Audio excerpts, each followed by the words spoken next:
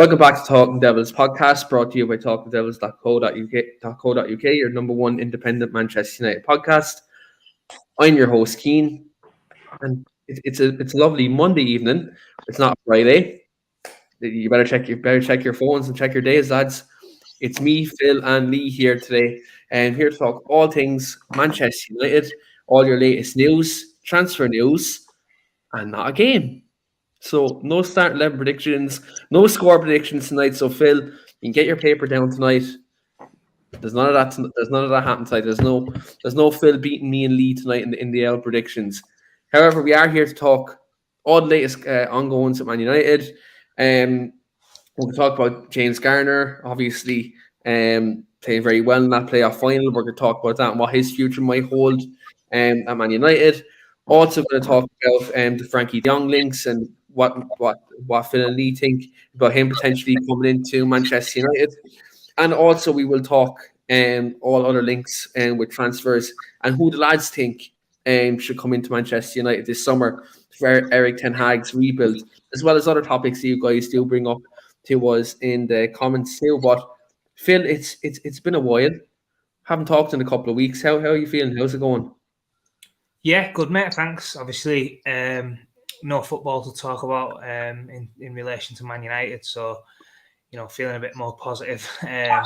My season's obviously finished as well, so just obviously having a bit of a rest, a bit of downtime. Obviously off work this week as well, so yeah, just doing a few bits that I wouldn't normally do. So yeah, bit of golf and stuff, housework. And stuff like that. So yeah, but everything's great from my end, mate. Thanks. That's good. That's good. It's good to see, Joe, that your season's over as well, and you're finally getting a bit of downtime as well. You've played very well, scored a lot of goals. So yeah, it looks like finish on a high for yourselves and a lot better than what our own football club did this season. So I suppose in terms from a football perspective, Phil, you've had a bit of a 50-50 season in terms of the club you support and the club you play for. Yeah, it's been a mixed bag. I mean, on a personal note, I think this year for me, I've done really well. Obviously, being 35, I've obviously lost a bit of pace, and I'm not the player that I used to be. But obviously, still enjoying it, and still obviously,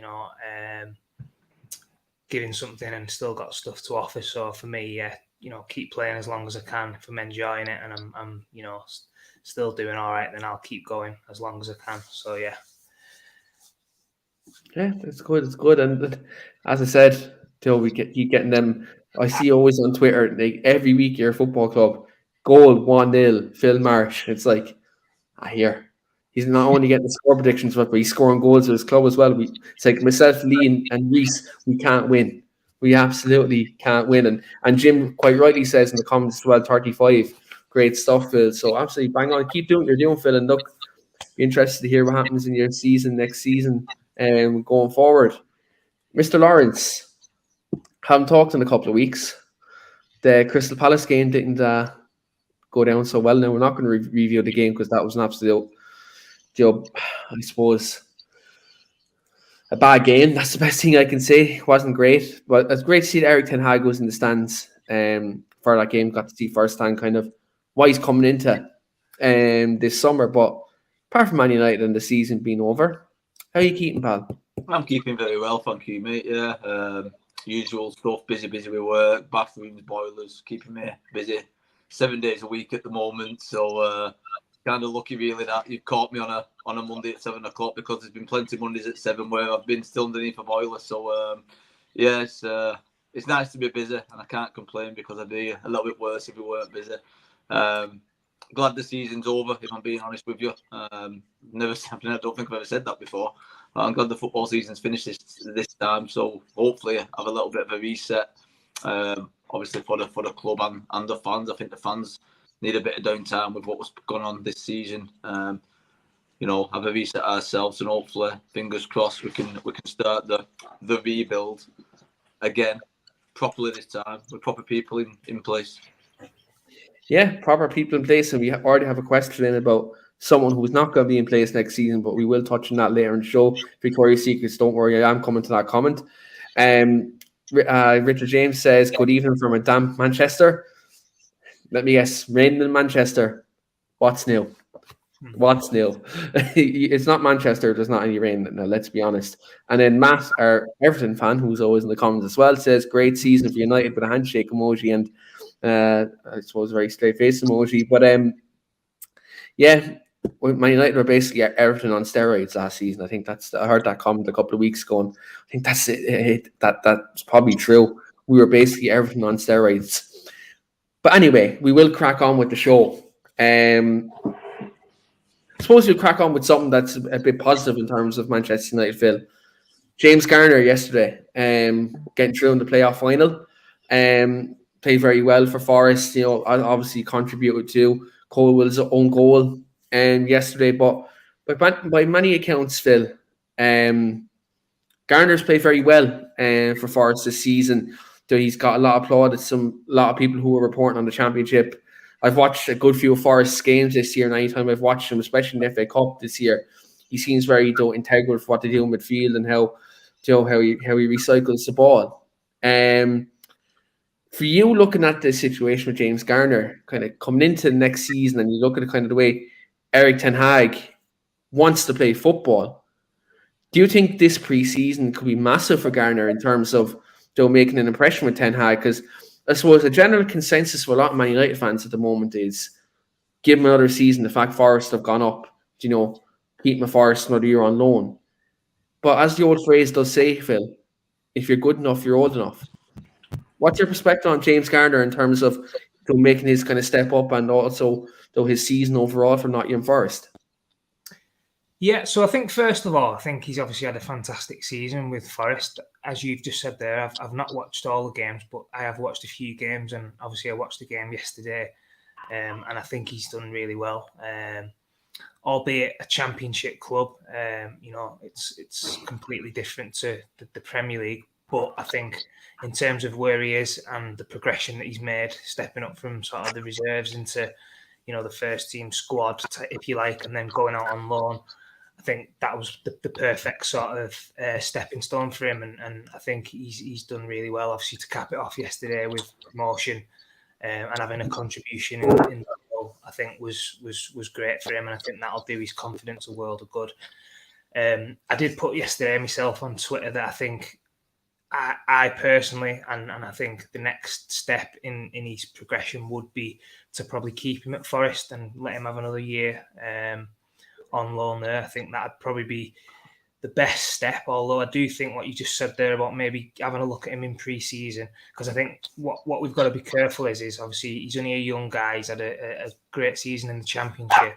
We don't want to sort of be piling loads of pressure on James Garner to be coming into Man United and we're saying he's going to be our next midfielder and trying to chuck him in straight away. So yeah, by all means, bring him in pre-season, have a look at him and listen. If he pulls up trees in pre-season and he takes, Ten Hag takes a really good liking to him and he feels as though he can contribute and be a part of the squad this season, then, I'll fully back Ten Hag and I'd back Garner to have a big part in the season and be a really good squad player.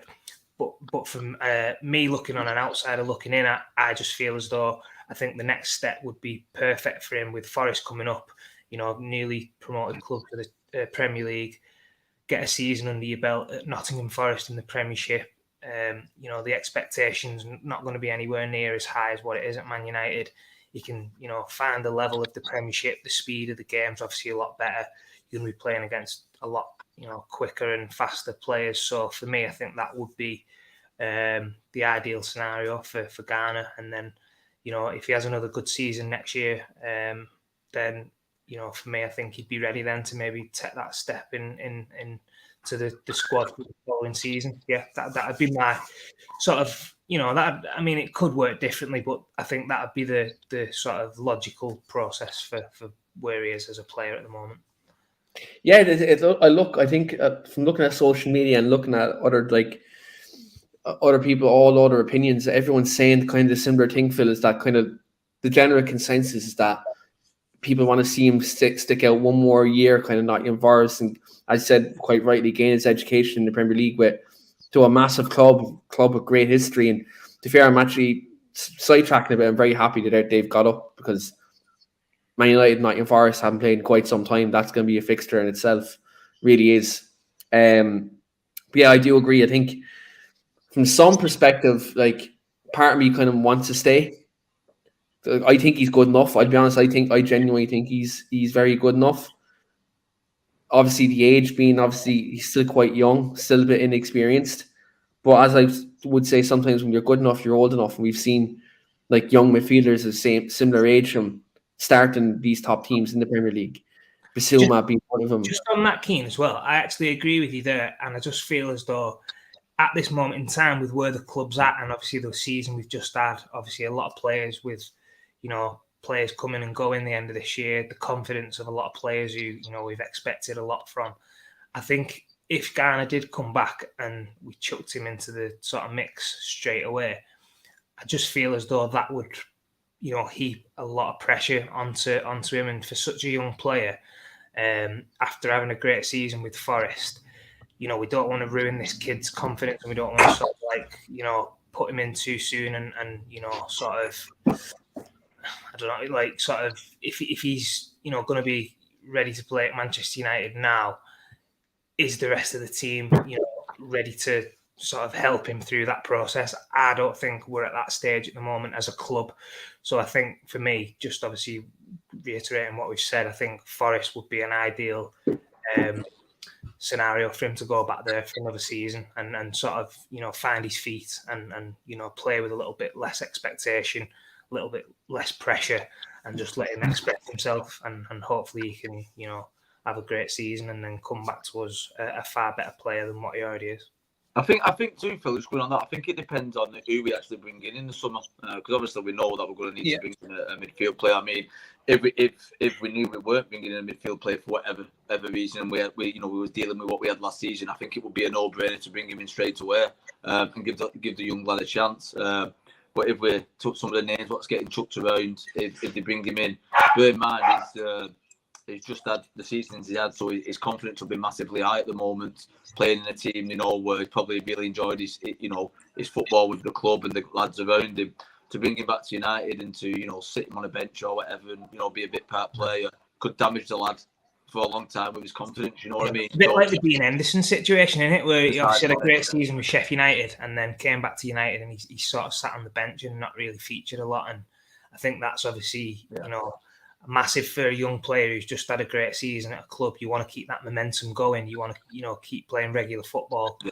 So for me, I think if he has say if he just gets loaned up for 6 months, for example, and he has you watch him against these top teams, and he's put performances in against your Chelseas and your Cities and your Liverpools, and he looks like he's doing it, and he can consistently do it.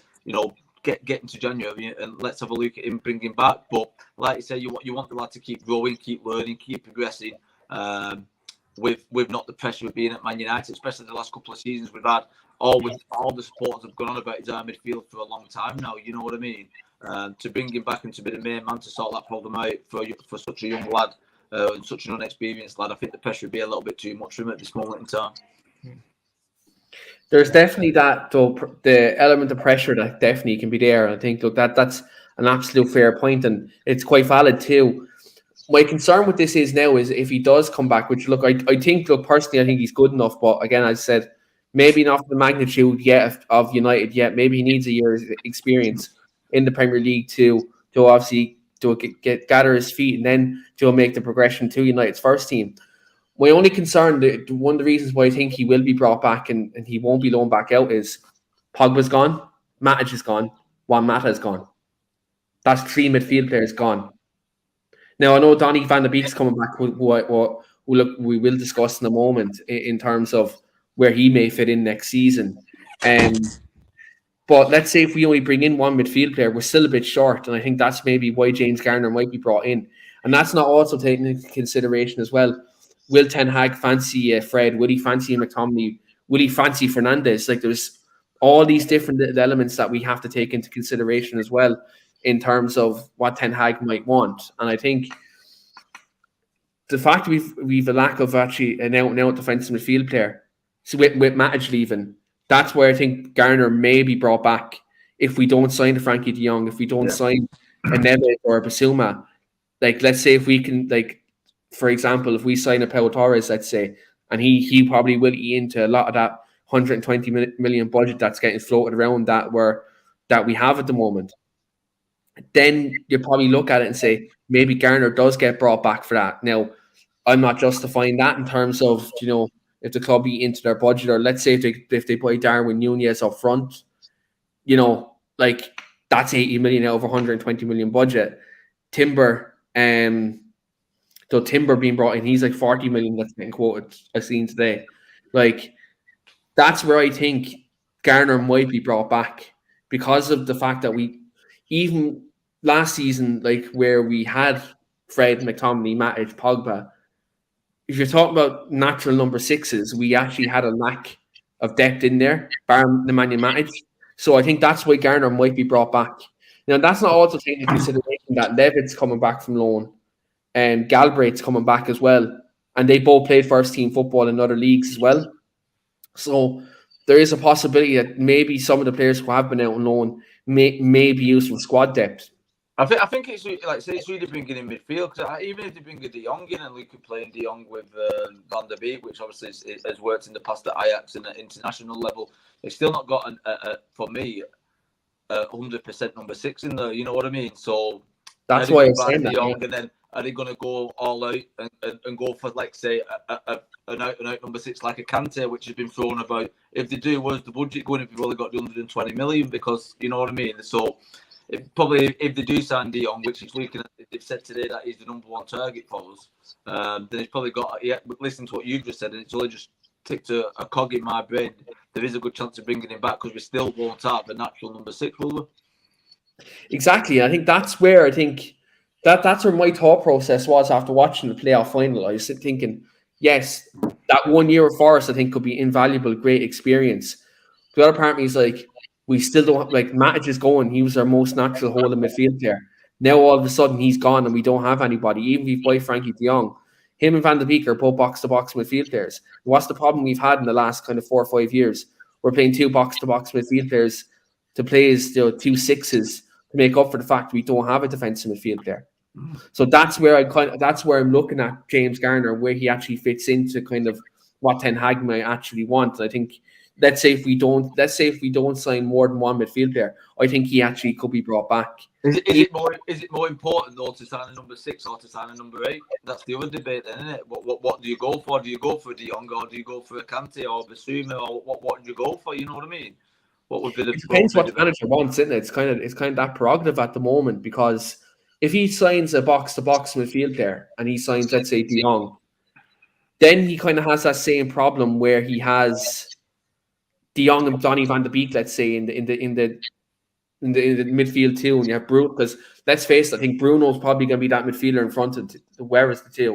I think the fact he's after getting that 5-year contract, I think with Ten Hag's approval, Bruno's going to be one of them midfield 3. So you kind of have that kind of, I suppose, as you said, Lee, catch-22 situation. Like, do you sign now 6, or do you sign an out box-to-box? In an ideal situation, ideal world, we sign both. Because technically speaking, we need to replace him for Matic and we need to replace him for Paul Pogba because he's leaving. So in an ideal world, you sign both. But Jim is after bringing up someone like Reece maybe join us soon there. Andres Pereira still at the club. Now, scored a goal today, hasn't he? Oh, he scored a screamer. He scored a screamer. Coming up to pre-season, and I have this running thing with Reece. I call him the preseason Paul Scholes. Now, to be fair, Twitter calls him the preseason Pirlo, but like he's still at the club. What if he has a blinder and preseason every year, like doesn't Ten Hag keeps Pereira, and there's the box-to-box midfielder? Just to clarify, I don't want that to happen either. Now, before this gets taken out of context and people clip me up saying he wants Andres Pereira playing midfield, but like Dave's right at the minute. Like, we're at a crossroads. Like, we do need to invest heavily in midfield. And I think, like, you're absolutely right. Is it one or the other? Really, in reality, it should be both. In reality, we need, for me, 6 players. In reality, it's just this season. I know obviously the budget's probably not going to allow us to do that, but in reality, we need the midfielder strength, and then we need the centre-back partnership strength, and then we need the centre-forward. Yeah. And you look at that as well, the centre forward's going to cost us a minimum 60 million. That's minimum, because if you're looking at the players we're linked to it, Nunez, Calvert-Lewin, Jonathan David, all these other different strikers we're linked to at the moment, all similar profile. Minimum 60 million. And then you're talking about if you want to get a good midfield player in, like of just decent quality, like Basuma, you're talking 40, 50. If you want Ruben Neves, you're talking maybe 60, 70. So like in that respect, I think this summer is massively important in terms of where a rebuild goes. And I think if you look at, let's say, the trajectory of where we want to be, obviously I think next season it's very important for Ten Hag to get back into the top 4. Now, really and truly, I think if we signed 4 players, we probably would do that anyway. Considering the strength of our strength of Ronaldo, Bruno Fernandes, if Donny Van De Beek, let's say, gets back on form, then we could really see when this team is fully at it, they can definitely finish top 4 without a doubt. But I think there's a lot of questions to be answered. You also have to consider with the amount of players that are going to be gone, right? Your Pogba's, Matas. There's a good nearly £500,000-600,000 of wages already freed off the wage bill. So that should automatically get you 3 players. But you look at Pogba's wages, he's like 250. Matic is like 140 or something like that. Mata was 165. Wan-Bissaka too. There's talks Wan-Bissaka's going, isn't there? So there's another one freed up. There's another one. And I think that's where I think you look at the outgoings. I think maybe their base budget's probably going to be 120 million plus whatever we can sell and get off the wage bill. But again, it's just one of these things where you just don't. I think this is probably the first summer post Sir Alex when we're kind of not sure what route we're going to go down, because last year you kind of knew with Solskjaer that he wanted that centre back and he wanted that right winger being Sancho, and then Ronaldo was just a luxury. He used the tip of the iceberg, weren't he? Kind of used that kind of the unknown signing that we're going to get, and that's what just happened. But Phil, we talked about United needing number 9s. I know we're going to talk about Donny Van De Beek in a minute.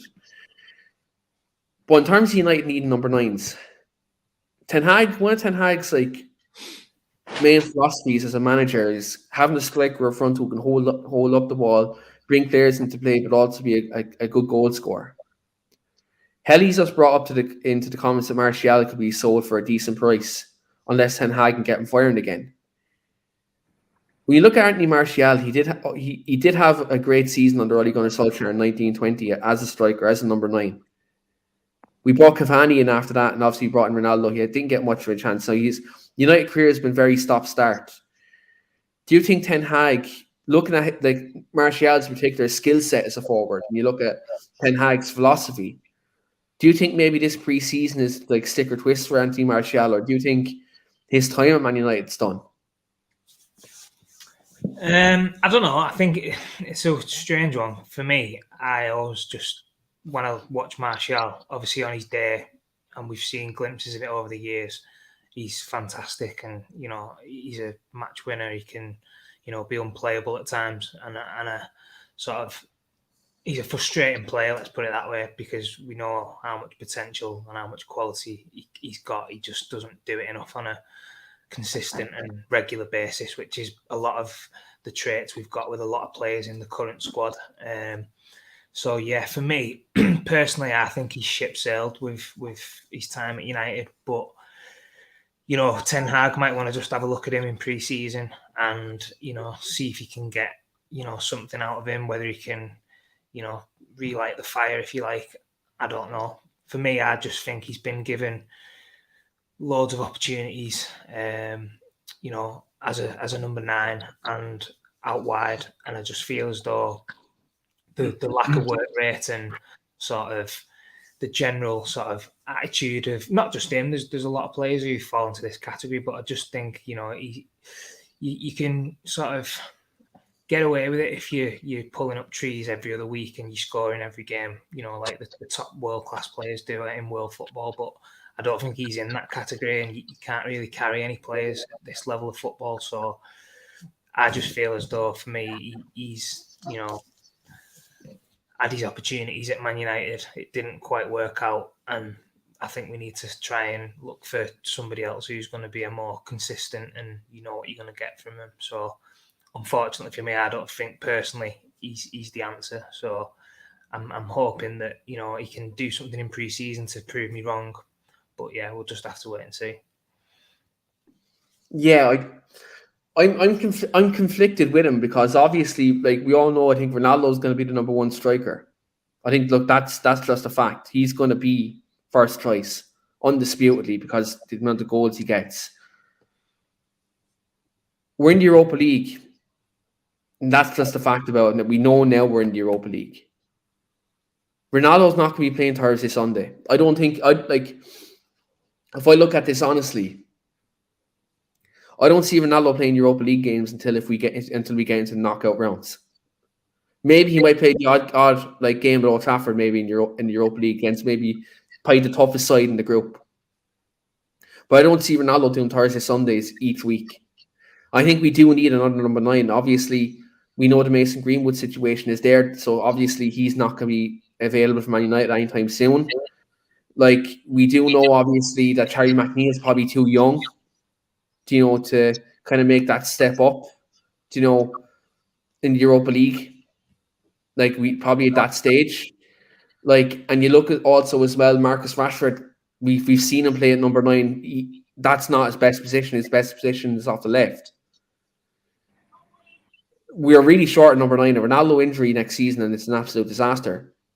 So I think Martial, if he gets a couple of games in pre-season, he has to show Ten Hag something, because if he doesn't, he needs to go. Because he's had too many chances, in my opinion, to show himself. He had a chance under Jose Mourinho. He had a chance under Ollie. Arguably under Ollie, he showed his best form in the 1920 season with him and Rashford and Daniel James were at front three at that time. They were lethal as a three. Like, I look at Martial and say, stylistically, yes, for a Ten Hag system, Martial's attributes purely, like, they suit that. It's probably the system that's probably most suited him since he's come to the football club. But we have to be honest, the chances he's got. And he hasn't delivered. And you also take into consideration, anytime Anthony Martial has had competition, he doesn't thrive under competition. Case in point, Ibrahimovic comes to United. Martial folded. Ibrahimovic leaves. Lukaku leaves. Martial plays unbelievable. That season, 1920, got over 20-something goals. Cavani comes in. He threw his ties out the pram. Ronaldo then came in. And we barely seen Martial for a couple of months that he was there. Now, obviously, there was injuries there as well, like last season that did happen. But I think his time at United is done. I think that's the nail on the head there, Keane. That speaks volumes to me. As a striker, or not necessarily a striker, but as any player in any position, when extra bodies come in, or if somebody else who's supposedly better than yourself or whatever, for me as a player, then that's the sort of fire that gets in your belly then to try and prove people wrong. And that's the competition you need on the training ground every day, and on a match day that you want to keep that shirt, you want to be playing regular football. And for me, that was what I was trying to allude to with Martial. I think over the years we've seen him, obviously, yeah, on his day he can be fantastic, but I think when the going gets tough, I think he's one of them who goes hiding. And obviously, if you're in the trenches, and where United are at the moment as a club, you want to have players who want to go to war. And I think he wouldn't be somebody who I'd be looking at in the sort of across the dressing room thinking, yeah, I would love him to be out there with me, fighting, working hard, doing what we need to do to get ourselves where we need to be. And I think that's no disrespect to him. I just feel as though that's the type of player that he is, and he's had ample opportunities to prove, that he wants to be at the club. He wants to play week in, week out. He wants to be a consistent performer. So yeah, I think you've hit the nail on the head there with that sort of, players coming in and he's just sort of, not rose to the occasion, not rose to the challenge. I think it's been too easy for him to just, sit there and pick up his wages and not really contribute in any way, shape or form. I think for me, I just think it's been part of the problem and the culture what stank the place out for last few years with the attitude, what's been going on with many players, and for me, he's definitely one of them players what has had the wrong attitude for a long time.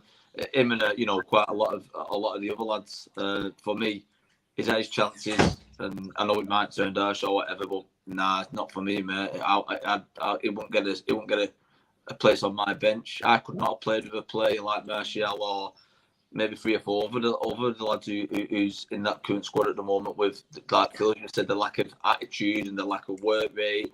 And they're just not asked. They're not bothered about the club. They're not bothered about the badge. They're not even bothered about their own performances. 9 times out of 10, they're just not bothered. So for me, there's players like him we need to get rid of.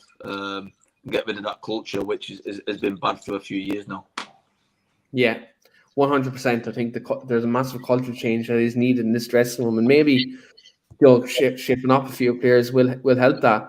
There's one thing that I'd like to just point out, so just before I get to Reece on this, is I mentioned all them 3 strikers that came in, right? You mentioned you had Cavani, you had Lukaku, and you had Ronaldo, right? And you look all them 3 strikers, they all present their own 3 different skill sets, right? Ibrahimovic, Cavani, Ronaldo. Martial was a young forward when Ibrahimovic and Lukaku came in, let's say, for example. Martial should have been looking at them, looking at how can he adapt his game, what he can add to his game, and show why he came with that huge reputation. Like, he should have been looking at Zlatan Ibrahimovic, because when Ibrahimovic came in time, Martial was young. What was he, like 22, 21, 22, 23 around that time ish, kind of in around that age. Like, do you know that if there's ever a time for Martial to really help his development, that was the time when Zlatan came in.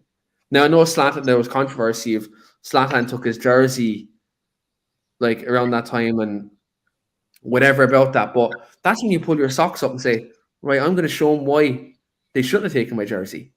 Do you know? Now is the time for me to show. This is why I came to England with this huge reputation, because he did. He came from Monaco with it. He was nominated for the Golden Boy Award before he came to Man United. He played in the Champions League against Arsenal.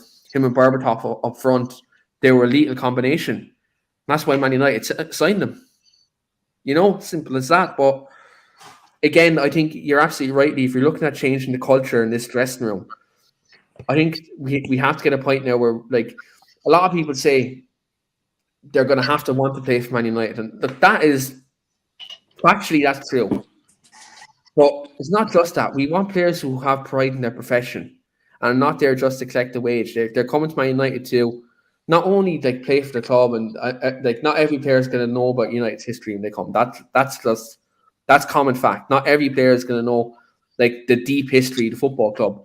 But one thing you want players to do when they come to Man United is they want to come there to further their career, to get better as a player and do it on the biggest stage. And there's no bigger stage in football than playing for Man United at this moment in time. When you talk about the rebuild, when you talk about for any player going to Man United now should be a legacy move. Imagine being that player who galvanizes Man United to being successful again. I know I made this analogy to a manager, but imagine you're this kind of top class player. Let's say you're Frankie de Jong, for example. You've been at Ajax, you've done it. You've been at Barcelona and done it. Why don't I go to Man United under probably arguably my best manager I've played under, and I go and prove United at the biggest stage and get them back challenging for the title? So that's where I look at this and say we need players with the right attitude and the right determination, to come in and play for this football club. But Reece, we're just going to wrap it up here with you in terms of Anthony Martial. You've been massively vocal in terms of his style of play under Ten Hag and actually Ralph Rangnick as well. You thought maybe he was one of the players who would have thrived. Yeah. We've seen in his loan spell at Sevilla, though, that it hasn't worked from there. It hasn't worked. And do you think at this stage, he needs to maybe do his soul searching? We've had a similar conversation about Rashford, but I think this similar thing needs to be said about Martial. I would agree on that one. from a striker perspective, I don't even think he's a striker, but I think he's like, I'm not going to compare him in the sense, but I think he's similar to Luis Diaz at Liverpool or Mohamed Salah. I think he's an inverted forward. I think he's better as a wide forward who can cut in. But I do think he does have the ability to play as a striker. We've seen him do it. I just think the problem with Martial is, like Rashford on the right-hand side, I don't think Martial has the confidence to play in the middle unless it's completely built around him. And you're right, I've said it numerous times where I think he does fit in. Like, unfortunately, he's had a few injuries in Seville. He had the fans turn against him really quickly. I'm just not sure. I think soul searching is right. It's just I don't know where it goes from here. I think Martial, like many players, I think Martial at least deserves a chance to show what he can do under Ten Hag. The problem for him is, where does he really see himself playing? Like, does he see himself playing as a left winger? I don't see him getting ahead of Jadon Sancho. Personally, I don't. Does he want to play on the right-hand side? Maybe. He done it against PSG as a split forward and a front two. Like, Rashford played on the left, he played on the right as a front two. But that would mean a system change. He has to compromise his position. Either he has to play on the right or he has to play on the left. I don't see him playing through the middle. But he does have that link-up play to do it. It's just, I agree with you. The confidence in him, I don't see enough. I think the one thing that proved to me, even though he deserves a chance, the one thing that proved to me he isn't going to get the chance is when he went to Seville. It was the exact same. The minute he stepped foot in Seville, he didn't change. He's playing style, like, Seville shouldn't adapt to him. He should adapt to Seville, and he didn't do it. And that hindered his game. And it's surprised that he got 3 injuries on loan because of that. And I think a lot of us thought that Seville move would have had the similar effect what the Lingard West Ham loan move. I think a lot of us thought maybe he could get the kick on like Jesse did last year when he went to West Ham. The league's slower. Like, no disrespect to La Liga, it's a fantastic league. It's slower, and Martial does have pace, but it's slower for him where he can get around the ball. It's more technical. He is a technical player. But when he went there, it was like watching a fast striker in a 90s Serie A team. Like, Phil and Leo know what I mean by that. Like, very heavy on the ball. You're not going to get enough time. You're not going to adapt. And when you do adapt, it's too late. Martial took too long to adapt, and it was no surprise that Lopetegui, when he played him, he took him off quite quickly, and he preferred El Nasir, or he preferred Munir, or at times he preferred Lucas Ocampos. It's because he couldn't trust Martial, and it's unfortunate because there is a player in there, but like many, when the player disappears, it's not easy to find that player. It was like what I said a month ago about Alexis Sanchez. It took him 2 years at Inter Milan to find himself. It's the same. It's the same Anthony Martial, and you also mentioned Rashford. It's the same with Rashford. I think the difference is, I think one player is at least willing to show it. I'm not putting Martial or Rashford down, but if you had to put your, this might sound harsh, but if you were to put a fiver on it, literally, if you had to put a fiver on it, who would you most likely see turn things around? You'd probably say Marcus Rashford. Martial, I honestly don't know. I like both players. I see something in them both, but their best position is the same side. And right now, our best left winger is the guy we bought for the right-hand side. Yeah, and that's kind of the stark reality. But again, I think with Ten Hag, does he move Sancho back over to the right and maybe push Rashford on the left? That's where I think we could maybe see that system change. We don't know yet. Does he bring in Anthony in from Ajax? We will chat about more transfer kind of targets kind of on, but I want to get your take on Martial Reese. Thanks very much. No worries. A player who I want to talk about, is a player who I've talked about a lot since he's come to Man United, is Mr. Donny Van De Beek. Oh, thank God you didn't say Pereira. Don't worry, I'm going to keep that for our group chat later, and I'll spread that propaganda later in the group chat just to annoy you. But anyway, Donny Van De Beek, guys. He plays some brilliant football under Erik Ten Hag, Phil.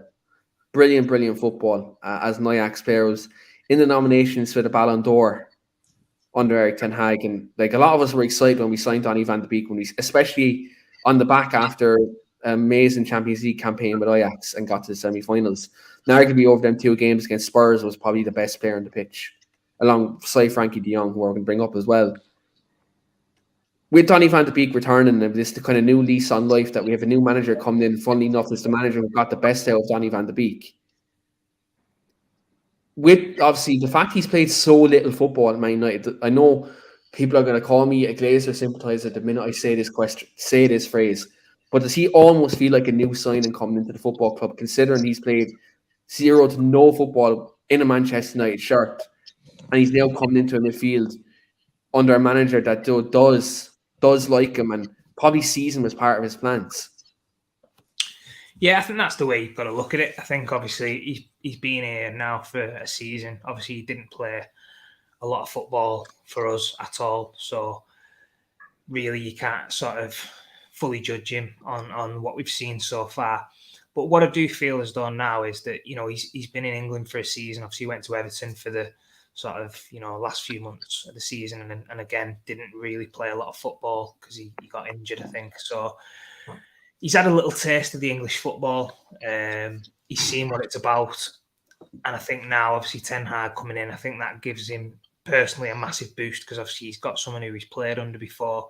Probably has that relationship between them, the respect, because obviously he's played in a team where he's done really well for him. As you said, he was nominated for the Ballon d'Or in that particular season. So I think for him now, he's just got to, you know, knuckle down in pre-season. As I said, he's had a little feel for the Premier League and what it's about. And I think, as you say, it's a new signing for the club. We're hoping that we can see the player that we saw at Ajax and that he can bring that form. And it's just obviously a difficult period really for the club, because obviously if you're looking at sort of Van De Beek and Man United are in a different position in terms of the club and the players, where everyone's playing with confidence. All the players we've got are on top form and, you know, everything's going well.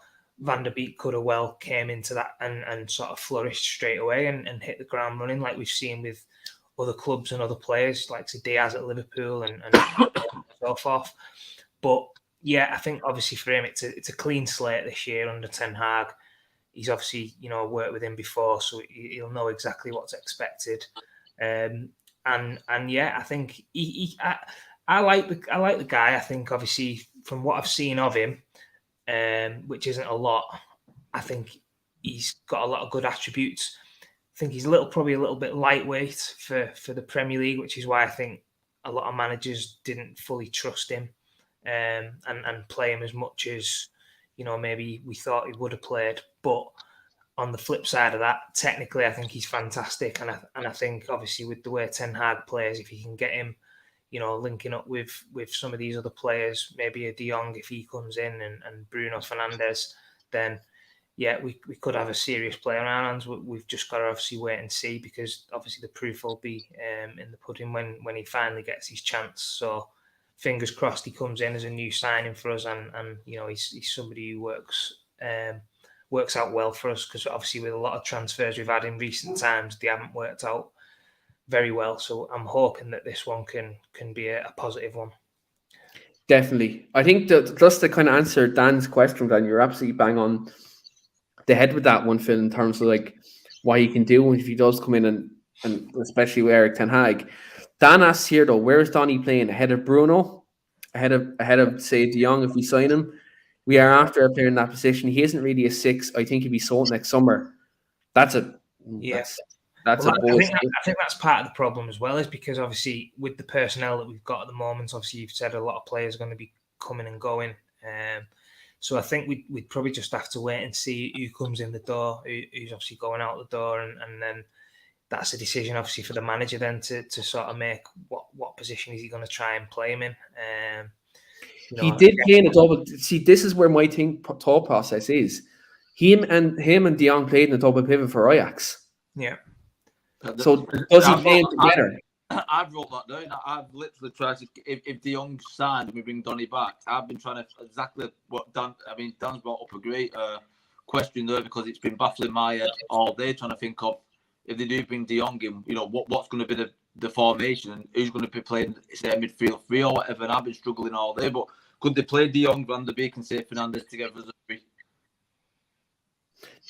I'd say like he done it before at Ajax where he did play the two of them in a pivot and they played Tadic or Ziyech ahead of him as a number 10.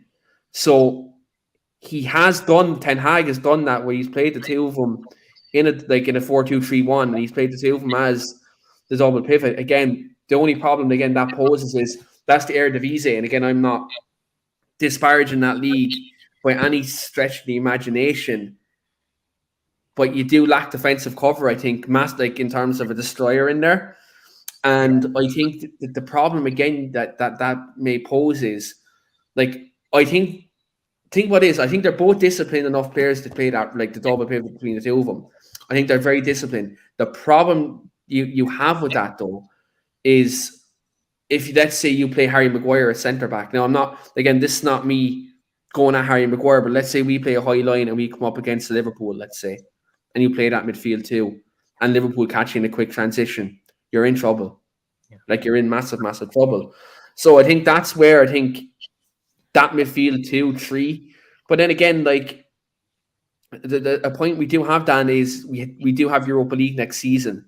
I think we're going to need strength in numbers next season, and we're going to have to rotate. And to be quite honest, I think Donny Van De Beek in a Europa League campaign could have, I'm just throwing this out there, could have a Mkhitaryan-esque effect for us, where Mkhitaryan wasn't always a first team player, but in the Europa League campaign, he was a massive, massive, so important part of that squad. Could Donny have that role almost, in the team? Like whether think about Donny is he can play as an 8 or a 10, and what Ten Hag does, like he does like players who are multidisciplined and can play in a number of positions.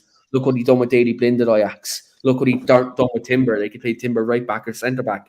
He played Daley Blind centre back or left back. He played Alvarez centre half or Alvarez in holding midfield. So like Ten Hag does like multifunctional players. So I think that's where I think Donny Van De Beek might have a future, because he can play many different positions, and Ten Hag is very flexible with his systems as well. So I think that's where I think Donny Van De Beek may be kept. Not maybe always a starter, but I think Donny would be happy if he's getting more minutes that he got under Solskjaer, which, look, to be honest, it won't be hard to get more minutes he did under Ollie, because Jesus Christ, poor man, barely got a sniff.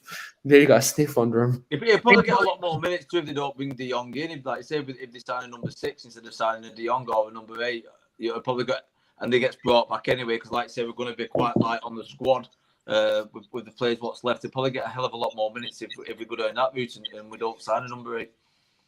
Yeah, that's the thing. I think that's where Donny gets kept. I don't think we sign an 8. I think we signed De Jong, who technically is one, but I don't think we sign like another big name midfielder if we sign De Jong. I don't think.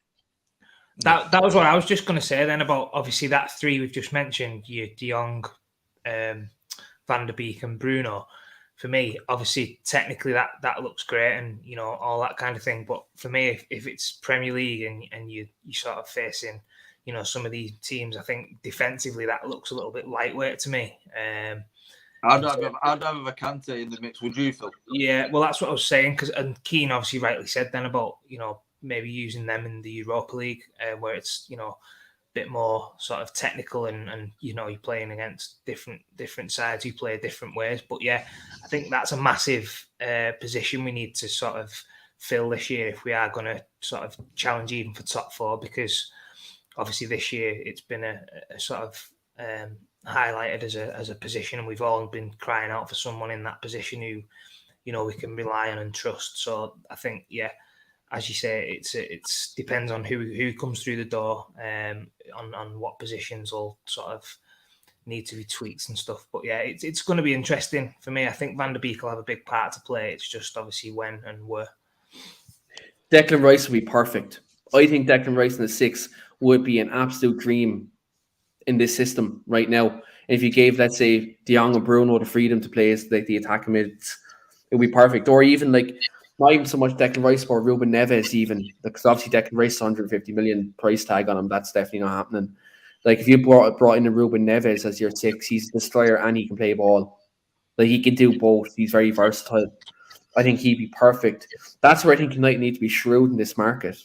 But Reece, obviously, me and you've talked a lot about Donny Van De Beek. On and off camera on this podcast, we've talked on and off camera about this, and we've both been a bit 50-50. Mm-hmm.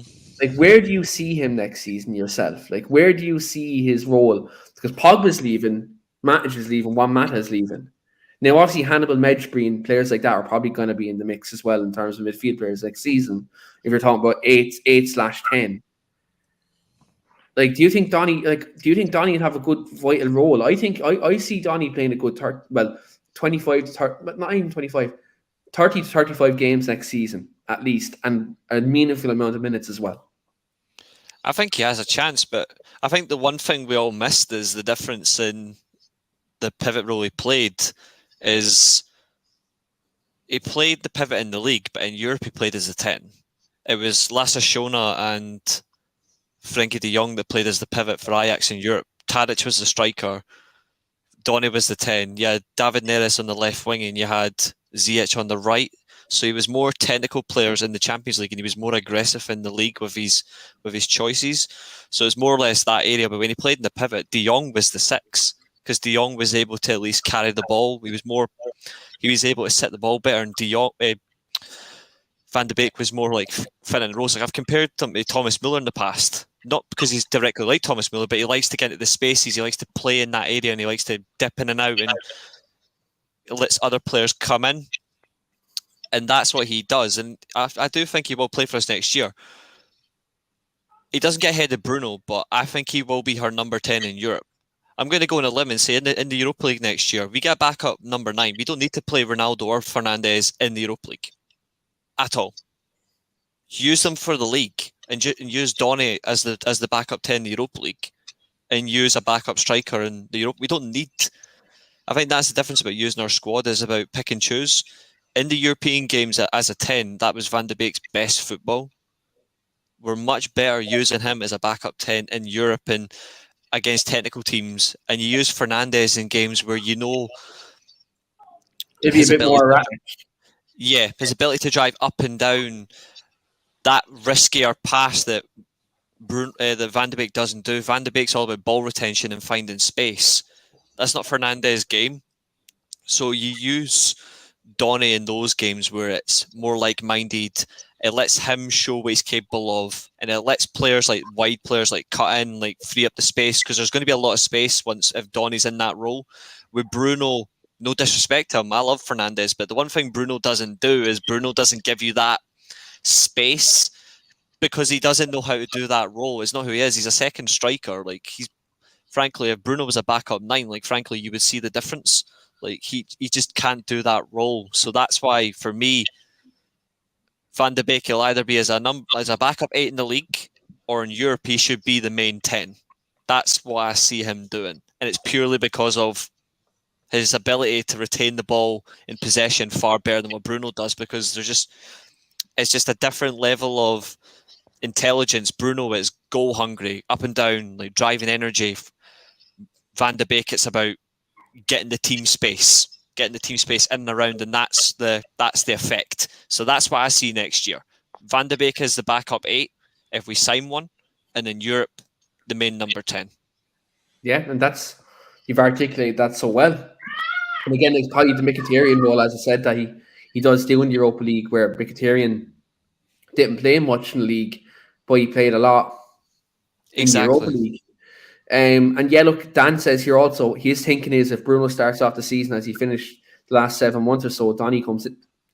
There you go. Like, if Bruno is out of form, Donny can come in. And then I think maybe at times this season should have been dropped, but Rangnick didn't have much option to do so. Mm-hmm. So you could have played Lingard or Hannibal, but Lingard was pushing for a move to West Ham. That would have set a really bad precedent if he dropped Bruno there. And Hannibal, in Rangnick's eyes, wasn't ready. In my eyes, he was.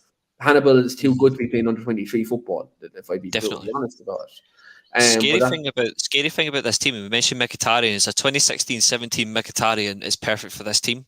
It's the same as a 2012 Champions League winning Juan Mata is perfect for this team. That's going to happen. People think Bruno Fernandes isn't good enough for this team. Well, There are people that don't understand. There are people that don't understand football, because not every players are perfect in a different way. Like, you could use Fernandes as a left winger. I've said it before. Like, he could benefit as a winger, as an inverted playmaker, similar to what you're going to get with Dusan Tadic. He isn't a winger by natural play. He's a number 10 playing out wide. Yeah, maybe he can drive the bus because that's all he's good for. But Fernandes, like, his style, I just thought, I actually thought, what the hell? What's he on about? He can drive the bus. What the hell is he going on about? I've seen the comment. I'm on the ball today, like. Reese. I'm just comfortable just driving it in. I'll just drive the wedge in. I don't care. But I can see Fernandes doing that in games. Like, in games where we want to control the ball, control possession, Fernandes could go out wide. Sancho's on the right-hand side, and Donny Van De Beek's in the 10 role. And then you just put in as much control into your pivot as much as possible. If we play a 4-2-3-1, or if we're going to play a 4-3-3, we just drop the midfield as a pair, and we just keep one slightly ahead of the other. The other one's only a couple of yards back because it gives you that space. That's what Ten Hag will fix around next year. It's just how the midfield is going to line up. Is it going to be 2-1, or it's going to be 1-2, and it's just going to be in that central area? And I guarantee if he plays the 1-2, Fernandes will be further out wide. Yeah, I see Bruno. Like, the one thing I say about Bruno is, and I noticed it during Rangnick's era. Yeah, Bruno played way too deep under Ralph Rangnick. Way too deep. And that, I think that was down to Rangnick, because under Solskjaer, he never played that deep. That's I've a couple of criticisms of Ralph's setups, but I didn't want to go in on him because he was only. I think he only done it because I think he only played him too deep because, like Pogba, in terms of like our best passers, yes, Bruno is erratic, but he's also one of our best passers. And in terms of vision, him and Pogba are probably, other than Juan Mata, who very rarely gets a game, no one else in our team has vision to pick a proper good pass. And I know at times they call it hero ball. I hate that phrase. I just think he's just trying to do something different. Like, everyone takes a risk. Like Paul Scholes played hero ball. Like, but nobody says that. David Silva, by the way, played hero ball. If you actually think about it, there was times where he had to go over the top to do something. That's what technical players do. But because it's Bruno Fernandes, like, it's an automatic stigma. It's a letdown. It's internet fans. It's internet fans who probably have limited knowledge about football, but we won't acknowledge. You have to do things differently to win matches. If you stick to the same simple thing, you're going to get caught out. You're just going to be labelled as useless, and eventually you're just going to get sold. At least Bruno's actually trying to think of different ways to dictate a game. It's not always going to be two short passes. I don't think it's helped Bruno that when he has obviously tried to put the balls over the top and the things like the other players don't do it, and they've not come off. He's not had the help really around him, like he was on about them. Paul Scholes did it, but look at the players he played with. If the ball did get lost, he could win that ball back. Unfortunately, he's not playing inside what's got that at the moment. You know what I mean? So maybe if they do sign I've said it all season, and I still will stick to it now. I think we need a new spine. I think we need a centre back, a defensive midfield player, and a striker all down the spine. I've said it all season, and I'll stick by it now. And maybe if we do get, a good world-class defensive midfield player, it's going to allow him to express himself a little bit more, knowing that if he doesn't give the ball away, we'll not get caught out half as much. When he had Matic and Pogba playing behind him, Project Restart, Fernandes had freedom to actually go forward and influence the game. When in Rangnick's system this season, and under Solskjaer as well, he did suffer from a bit of loss of form, but he was way too deep, and he's not a deep line playmaker. Like, for example, he's not a Michael Carrick who can pick up the ball and play between the lines and knit play together. I think Bruno's way better in the final third, making that killer pass like in the final third, or having the shot from range, or making that bit of movement with, let's say, like Rashford on the left, for example, who they have a very good connection, that they interchange. I don't think Bruno's that player that's going to drop in like a Paul Scholes, a Stevie G, players like that who drop into them positions and they'll play that kind of diagonal pass when they'll kind of, they'll intelligently do it. I think Bruno, like he has it in his locker to play them passes, but he's better off in the final third, running off the striker to get into the box and score goals because that's what he was doing when he first signed for United. Bursts of play and energy and affecting a counter attack or at least initiating an attack. That's what he's good at. Like I think he's either a 10 or at times I generally think he's a centre forward. It's just the problem is he's not a conventional centre forward. He doesn't have that hold up in that area, but what he does do is he can change a game. The problem is people use what's predominantly fans on social media, as you've already alluded to. It's when Bruno has a crap game, it's automatically Pogba's fault. When Pogba has a bad game, it's Bruno's fault. It's just, if they have a bad game, it's because they have a bad game. It's not one affects the other. It's just how they're set up in that game. And it's no surprise that his best form this year was probably under Michael Carrick for 3 games because he just left him. He just left him in his role, told the team to just build around him. Exactly, and I'm not going to say what my theory was in Carrick this season. I said if Carrick stays interim manager, we get top 4. I'm not going to open up that conversation because I said that Carrick stayed, we would have got top 4. I got criticisms of all 3, but the only one that actually used Bruno in the best way this whole season was probably Carrick because he just left him in his position and just built the team around it. Yeah, absolutely. But I'm just going to before we wrap this up, I was going to ask you guys one question, like the same question, but you all have your own answer, right? 4 positions, 4 players this summer. Okay? Now, I'm not going to give you a spending limit. I'm going to leave you do what you want. You can be as realistic or you can dream. Now, if that means you sign Messi, so Neymar, Mbappe, okay, that's there's only one goal, and some Argentinian is not getting ahead of my Portuguese dynamo, so no thank you. Yeah, absolutely. But 4 players, 4 positions. Phil, give me your 4 players, 4 positions. Ideally, that you want to see Erik Ten Hag recruit this summer. Ooh, you put me on the spot here. Okay, so I think number 6 is a massive position. So I think Declan Rice would be perfect to come in that position. Albeit, I think with the budget that we've got, if we did sign him, that'd probably take up the full budget. So, hypothetically speaking, this probably wouldn't happen. But yeah, I'd go for Declan Rice at 6. I think we need a centre half. Whether he trusts Maguire this season, I don't know. So I'll just say Pau Torres, just because I think he's been the one that's been linked, and I think he would definitely improve us. So who's your first player? So I'm going to go for Declan Rice and then Pau Torres, and then I'm going to say, as a striker, I think in terms of what we've got available. I spoke to obviously Reese about this, and Cuckoo from the German league. I think if Ronaldo sort of, was the main striker, and you had someone else like him who's ready and waiting, who could play a lot more games than Ronaldo if needed, he would be a perfect signing for me. I think obviously his goal record this year has been sensational. I think he's obviously young, fresh, he's quick, and he looks like a type of player that I think we would, benefit from having, because he's different traits to Ronaldo. And then my final one, I'm struggling here with my final one.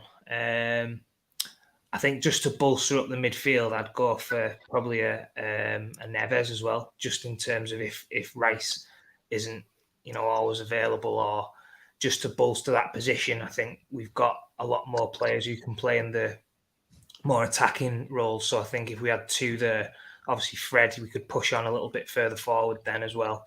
And you've got like some McTominay and Garner as well. So they'd be me 4 who I think would make us in a lot better position as a squad, and the competition as well for places. I think that'd be, a healthy competition, which I think we'd need. I like that wish list. I'm looking at Declan Rice. There's that ball playing midfielder. You have Neves box to box. You have Pau Torres, ball playing defender on the left hand side of the defense, and you have Nkunku, who's a very good striker. That sorts out our spine.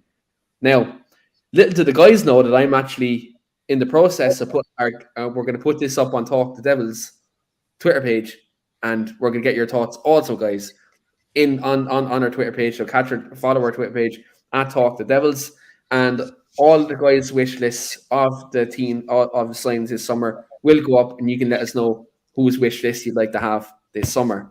Lee, you're next. Give me your 4 positions and 4 players you'd like. Just before we start, let Richard know that because he's put in the comments that we won't get them players with the money that's available this summer. Just let him know this was just hypothetically speaking. Hypothetically speaking, Richard, absolutely.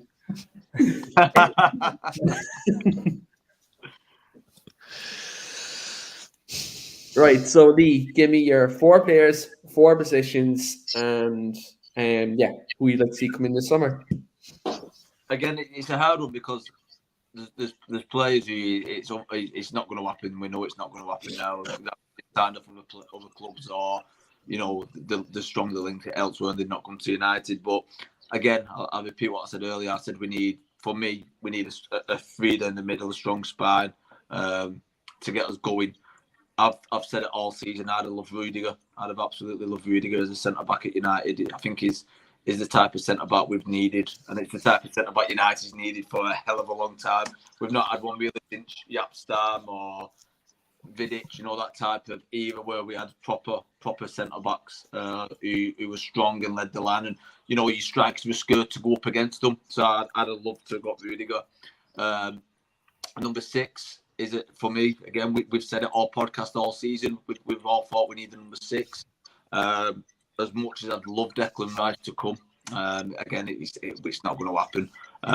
I would love Kante. Kante has been phenomenal. I know he's 31, but you watch him, and I've watched him a lot this season. He's still as good as he was. He gets in that pitch. He doesn't give no one a minute. The ball recovery time he does, that would help our midfield players out. And like I mentioned a second ago with Reece, imagine Fernandes, the confidence it would give him to try the extra bits what he does, knowing that he's got a Kante behind him. That would, for me, help the team at no ends. Again, right back has been an absolute washout this season for me. Left back's not been great either. Let's be honest, but I still think Shaw. He could potentially, on his days, he's a good player. It's just getting him on his day and getting him fit and keeping him fit. But right back, Wan-Bissaka's not done it for me, and Dalot isn't good enough. I'd like to see what this Timber's about. I'd like to give that lad a go. Timber, okay. What's that, Simon? I'd say it's Timber. I was putting them down there on your list. Yeah, Timber, and then I think we're going to go Nunes. I don't know much about him, to be honest. You can go your Mbappe's and you go your Ireland's, obviously Sanford City, but I think what I've read about him and what I've seen about him is a very hot prospect at the moment in world football. So I think if we could sign a centre forward like him, it'd be a blessing for us, and it's hopefully, fingers crossed, it'll happen. Yeah, it's a strange one because I think Ten Hag, his system's so flexible that Nunez could work and Nkunku could work. I know we talked about Martial this time over. Martial could definitely work. Ronaldo could work. But Matt, you were lucky to stay up. Stop being so confident. You were lucky to stay up. You got lucky because Leeds are crap. You're finishing 17th next season. You got lucky. I'm all for banter and all, but you support Everton. No. When your club employs Frank Lampard as a manager and just survives relegation, come back to me when you win a trophy. 1995 was a long time ago. Matt sounds like us when we've just had a drilling going off Liverpool. We need a new player. Matt's a good guy, but I think he should stick to boxing. Yeah, stick to boxing, Matt. Left and right back, 2 centre halves, right winger, 3 midfielders, and a striker. They might get top 6. He's just gone fishing. He's gone fishing. He's basically just said He's basically said, bar a goalkeeper, United need a new outfield 10. That's what they need. To be fair, we already did finish top 6. Oh, well, thanks to Brighton or Hove Albion, but we still finished top 6. We're still a top 6 team. Just about. Just about. He helped Keane a little bit then, didn't he? He had Keane a little bit then, didn't he? He had me there. Top 6 by proxy. Yeah, we still got top 6 on technicality, but we still got it. So, yeah, Philly know what they're doing. Yeah, that's okay. But so just to review the lads' team, not teams, but like their transfer list for this summer. So Phil wants, if he had his way, he'd want Declan Rice, Pau Torres, Nkunku, and Ruben Neves. Lee would like Rudiger, N'Golo Kante, Timber, and Nunez. Now, Lee, in the situation that let's say, it looks like he's not officially signed, but he could be going to Real Madrid. Who, if you had an alternative centre back? An alternative centre back, probably Delete or Torres. I'd probably stick with Torres, to be honest. Pau Torres. I just don't know. I don't know who'd work out with Varane. That's all. I don't know. I want a aggressive centre back, and there's not many about these days, is there? You know what I mean? And that's the kind of centre backs I like. But yeah, ideally, you'd like ideally, like he has the aura, like a Virgil van Dijk would be perfect. Like that type of centre half or Rudiger. Even though Virgil van Dijk had a bit of a mare Saturday, but yeah. We won't get into that because I don't want to upset any Liverpool fans on this podcast if they're watching. I don't want to upset any Liverpool fans. If we're going to go realistically, I would have never said Rudiger because there's no way, shape, or form I don't think he's ever going to come. So if we're going to go realistically, it'd be Torres, Kante, Nunez, Timber for me.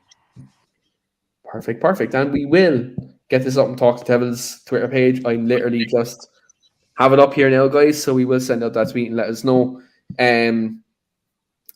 But Reese, we will send out an alternative tweet with both of our wish lists for this summer. But give me your four players if you have anything different to the lads. Because I know you're talking there when the two lads were giving their players. Like I see you definitely had some of the same players. Yeah, some of them. Timber, 100%. I've raved about him for a long time. I think he's brilliant. The flexibility at centre back and right back. Another one for me. Two of them are actually from the same club. Gonçalo Inácio, the young centre back from Sporting, and number 6, I'd sign João Palhinha. I think he'd be a very wise move. Wouldn't be as expensive as Rice. Slightly more expensive than Calvin Phillips, though, who's another option I would have considered because he's actually style-wise he would fit this system, but Palhinha's confidence I think would help, and obviously with a lot of Portuguese players in our team, it makes sense to have a Portuguese spine, in my opinion. So that's 3, and then the last one. So I was debating on 3 on positions. It was between Nkunku, Antony, and De Jong, and I would go Nkunku as well. Yeah. I mean, I watch the Bundesliga week in, week out, and when you have a 37-goal season, including in Europe, like, there's no way about that. Like, he's a quality player, he's versatile, and that makes more sense for us than a specialist. I would 100% get Nkunku. So, yeah, for me, Timber, Inácio, Palhinha, Nkunku. Something different than Reese. I absolutely like it. And Matt says John McGinn. Any takers, lads? John McGinn.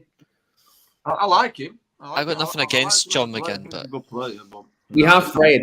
I think him and Fred are very similar. Yeah, I think you put him in with Fred and McTominay, wouldn't you? You put him in that category, probably just a little bit better. But yeah, probably better than McTominay, and probably in the same category as Fred, I'd say. Like, I mean, if he would have been in a squad this season, I guarantee he would have played all their matches. You know what I mean? So he's better than what we've got. He would have had 8 goals as well because he likes a 40-yard ping. So, but as much as I like John McGinn, nah. No, I think he's kind of similar in that bracket. He's probably just better than he is better than McTominay, probably on the same level as Fred in terms of quality, in that regard. But I would give my 4 players in in my list on Twitter later on in terms of my wish list for this summer. But thanks very much to everyone for watching. We're going to wrap it up there. It's been a very good conversation this evening and great to catch up with the lads after 2 weeks off. Though that's my fault due to work commitments. But yeah, look, thanks very much everyone for watching. Do make sure to smash that like button and hit the subscribe button below Reese, and also hit the bell notification. You do get all the notifications when we do go live, whether it's this show here or whether it's Joe Dave with Scott Wotton or Joe with Wayne show with Paul Parker as well. We've plenty of Joe podcasts coming up on YouTube and also on our audio platforms as well. If you do like the audio platforms, if you're driving in the car and you want to listen to us, subscribe to Talk to Devils on the audio side on Apple and Google Podcasts and all digital platforms. Well, until then, guys, thanks very much to everyone for watching. Hope you all have a good week. And usually I would say, hopefully United get the 3 points, but luckily we don't have to see another United game for at least another 2 months. And probably for our own physical and mental health, it's probably the best that that's the case. But thanks very much, everyone, for watching. I hope you all have a good week. Attack the day, as Gary Neville would say. And we'll see you next week.